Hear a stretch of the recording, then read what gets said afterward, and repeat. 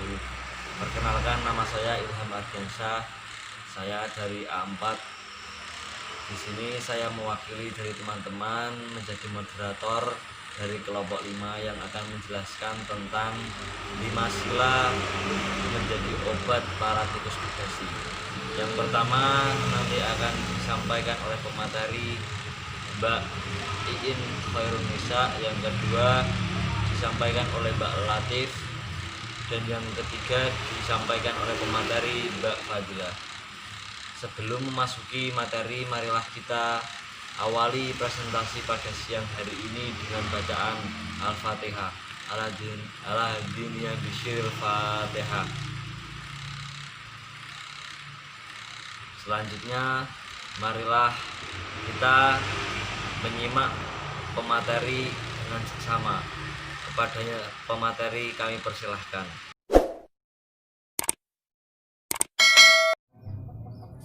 Bahrudin Lopa mendefinisikan korupsi dalam berbagai bidang yang menyangkut masalah penyuapan yang berhubungan dengan manipulasi di bidang ekonomi yang menyangkut bidang kepentingan umum. Bidang kepentingan umum ini diambil dari definisi yang dikemukakan, antara lain: 1. Manipulasi dan keputusan mengenai keuangan yang membahayakan perekonomian. 2. Kesalahan ketetapan oleh pejabat yang menyangkut bidang perekonomian umum. 3. Pembayaran terselubung dalam bentuk hadiah.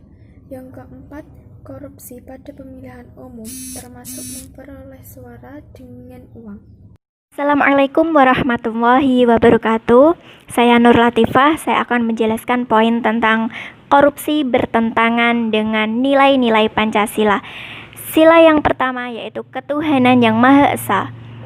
Di sini tindakan korupsi itu sangat bertentangan dengan sila pertama, karena pada dasarnya seluruh agama itu tentunya akan melarang perbuatan-perbuatan buruk, dan di sini korupsi merupakan tindakan yang merugikan banyak orang, sehingga dosa dari tindakannya tersebut nantinya akan dipertanggungjawabkan kelak nanti. Sila yang kedua, kemanusiaan yang adil dan beradab. Di sini koruptor itu tidak mempunyai rasa keadilan dan rasa keadaban. Karena apa? Karena mereka itu mengambil hak-hak yang seharusnya diterima oleh masyarakat. Sila yang ketiga, persatuan Indonesia. Di sini koruptor itu tidak memikirkan, tidak peduli dengan persatuan bangsa. Mereka hanya peduli dengan dirinya sendiri. Mereka hanya peduli dengan urusan pribadinya, keluarganya, teman-temannya, dan orang-orang terdekatnya yang terkait tentang korupsi tersebut. Sehingga dari tindakannya tersebut merugikan bangsa, seperti rusaknya sendi kehidupan perekonomian, pembangunan sosial, mangkraknya utang piutang negara, dan lain sebagainya. Sila yang keempat, kerakyatan yang dipimpin oleh hikmah kebijaksanaan dalam permusyawaratan perwakilan. Di sini korupsi menyalahi kesepakatan musyawarah yang dilandasi persekongkolan dengan oknum-oknum tertentu yang terlibat dengan korupsi, sehingga masyarakat itu kurang percaya terhadap parlemen. Yang kelima, keadilan sosial bagi seluruh rakyat Indonesia. Di sini sudah jelas bahwa korupsi itu menyalahi anggaran negara, dan anggaran negara tidak pro rakyat.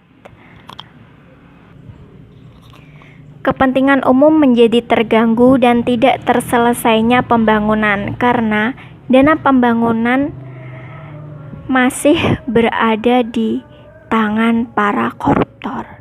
Terima kasih.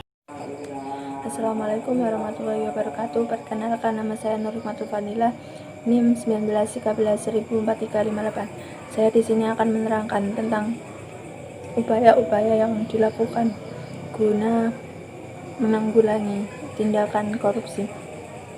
Yang pertama, upaya pencegahan atau preventif.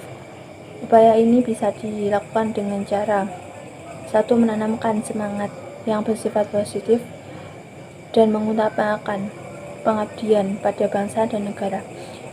Misal, contoh kerjanya ialah saya mempunyai ilmu yang cukup mengenai bidang seni tari. Di saat saya memiliki waktu yang luang, saya mengumpulkan beberapa pemuda-pemudi yang ada di sekitar rumah saya guna melakukan latihan seni tari. Dengan begitu, saya bisa menularkan ilmu saya sekaligus menanamkan sikap nasionalisme dan tak lupa juga melestarikan budaya yang ada di negara kita, yaitu negara Indonesia. Yang kedua, itu dengan cara misalnya melakukan penerimaan pegawai sesuai dengan prinsip keterampilan sesuai teknis. Yang kedua, upaya penindakan atau kuratif. Misalnya dengan cara kita menindak tegas mereka yang terbukti melakukan tindakan korupsi, dan bisa jadi orang yang telah terbukti melakukan tindakan korupsi tersebut kita pecat secara tidak terhormat dan sekaligus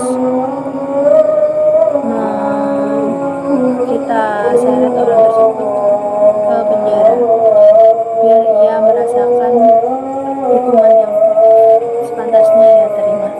Yang ketiga, upaya edukasi masyarakat atau mahasiswa.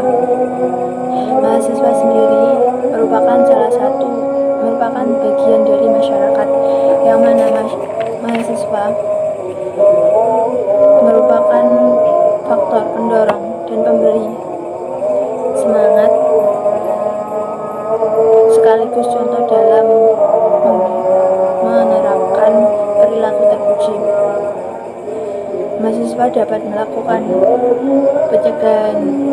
upaya pencegahan ini dengan cara melakukan penyuluhan saat ia melakukan kuliah kerja lapangan ataupun dalam kesempatan lainnya mengenai masalah tentang korupsi, serta mendorong masyarakat agar mampu dan berani melaporkan tindakan-tindakan korupsi yang terjadi di sekitarnya kepada pihak yang berwenang dengan bukti yang ada real di sekitarnya tersebut. Dengan begitu maka pelaku tersebut bisa segera diringkus dan dipenjarakan di sel penjara. Yang keempat adalah upaya edukasi LSM, lembaga swadaya masyarakat, yang mana dalam Undang-Undang Nomor 31 tahun 1999 tentang pemberantasan tindakan pidana korupsi pada pasal 41 ayat 5 dan pada pasal 42 ayat 5 menjelaskan bahwa tata cara pelaksanaan peran serta masyarakat dan pemberian penghargaan dalam pencegahan dan pemberantasan korupsi perlu diatur dengan peraturan pemerintah. Maksudnya di sini ialah peran serta masyarakat tersebut dimaksud guna mewujudkan hak dan tanggung jawab masyarakat dalam penyelenggaraan negara yang bersih dari korupsi. Jadi masyarakat di sini itu sangat berperan penting dalam pembersihan negara dari tindakan-tindakan korupsi. Misalnya dengan cara mencari, memperoleh, memberikan data-data atau informasi yang berkaitan dengan tindakan korupsi yang terjadi di sekitar kehidupan kita, menyampaikan saran dan pendapat sesuai yang kita ketahui. Dengan begitu, maka insya Allah tindakan korupsi bisa dihindarkan. Cukup sekian penjelasan dari saya, kurang lebihnya